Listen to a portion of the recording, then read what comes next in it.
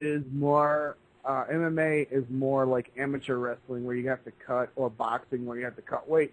Right. They hate big guys.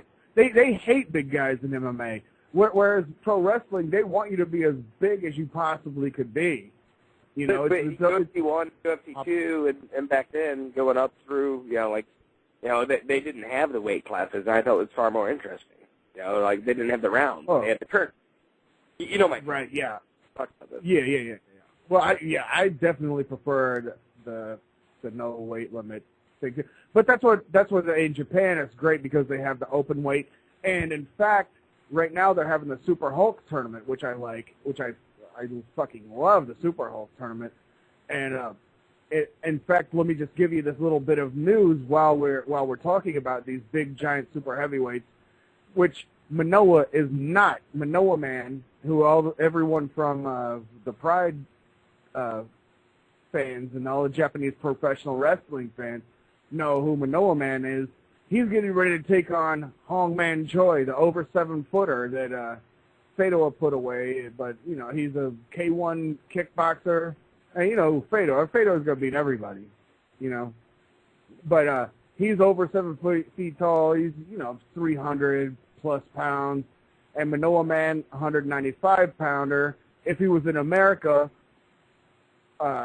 he would have to cut down. He would probably be a 170-pounder because they don't cut in Japan really like they do here. But that Super Hulk tournament, the semifinals are on October 6th in Yokohama, Dream 11. And that's fantastic. That's the one where Hongman Choi beat what's his fuck, that baseball player, juiced up baseball player. Yeah, you know who I'm talking about. Usually, yeah, I know what you're talking about. The guy that likes to wear the fucking leotards and whatnot. But yeah, that's the thing. In UFC, you'll never have, a guy like AJ Styles can, have a shot at the heavyweight championship, even though he might be, technically cruiserweight weight. And that's why UFC, they protect their guys. They protect them too much. They won't let a small guy get in and go against a big guy. No, I know, and I don't think that's so much UFC's fault as it is the athletic commissions in the United States' fault. Where I think Japan, they like those fights. They want to see the little guy win, and they do win. A lot of the times, the little guy fucking beats the shit out of the fucking big guy.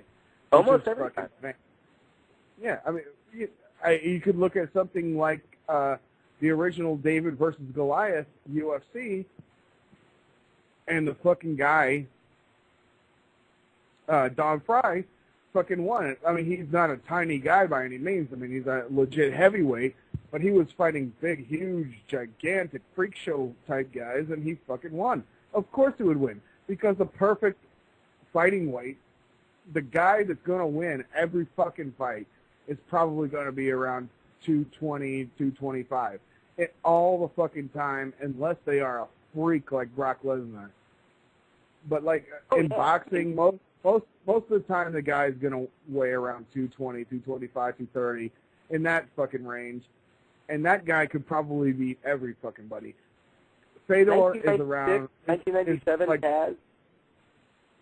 Huh? No, the 1996 or 97 Taz, ECW world champion, with the Kaja Hajime, he would have been a real contender.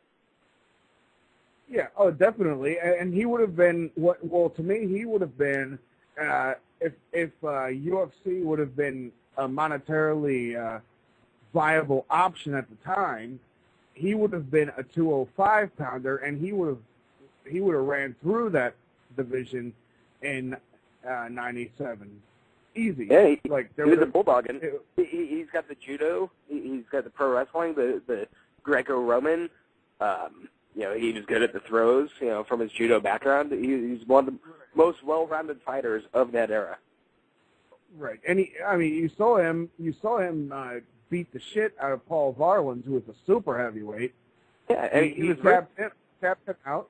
And you just have to imagine that if he would cut to 205 for UFC, he would have been a real motherfucker.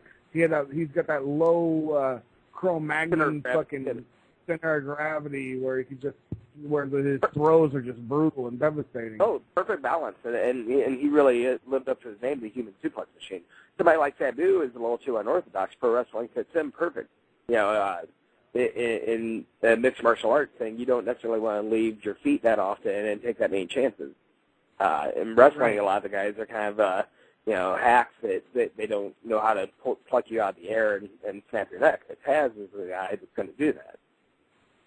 Right. Well, that's the thing. A lot of times, the thing about pro wrestling is that a lot of times the guys that get into it are into it for they're into it for the theatrics. They're not into it for the sport. And so you get guys that aren't necessarily that great of athletes.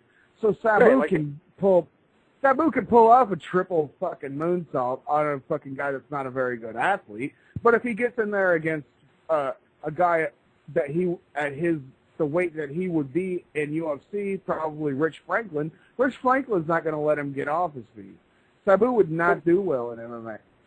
This might not be fair either, but I mean, at the lockdown pay-per-view, I believe in 2006, he went against Samoa Joe, and Sabu's, he banged up from years and years of being a death-defying madman, but Samoa Joe put him down no problem. And, Sabu did have he cut his thumb off in Puerto Rico, I think, and have, it's like he went into that match, really, really busted up. But, it's a perfect example. Samoa Joe, even right now, in his current gimmick, he's definitely, jocking on Taz a little bit, but he's that good, and he disposed of Sabu no problem because he's that well-rounded. Right. Yeah. Well, he trains, and a lot of people look at him and say, "What a fat ass," but compared to other guys.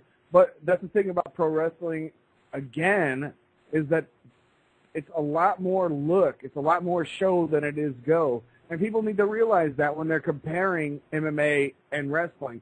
In wrestling, it's a good thing to be as big as you could possibly be.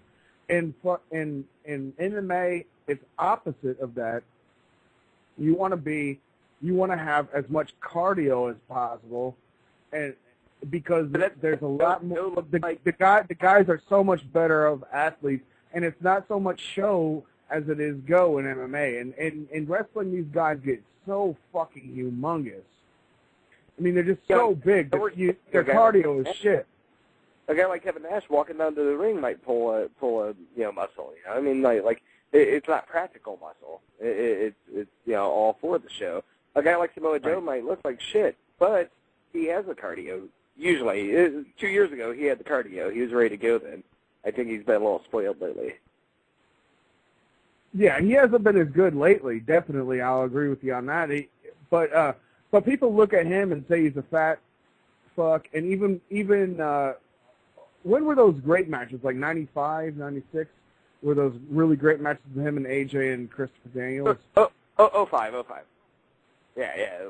05. Yeah. Christopher Daniels, AJ Styles, Samoa Joe owned pro wrestling for 6 months.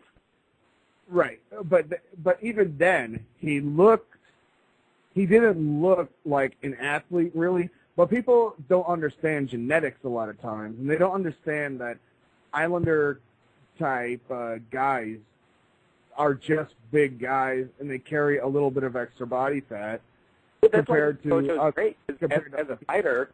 As a fighter, he makes you think that he's not shit. He looks like a fat guy, but in reality, he's got the cardio and he can go. Right. These South Pacific Island guys are hard as fucking nails. You can look at Mark Hunt from Pride and Dream and K1.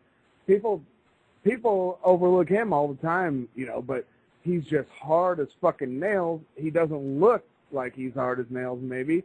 I mean, well, to the average fucking pussy on the street, the average fucking dipshit, he would look fucking hard as fuck.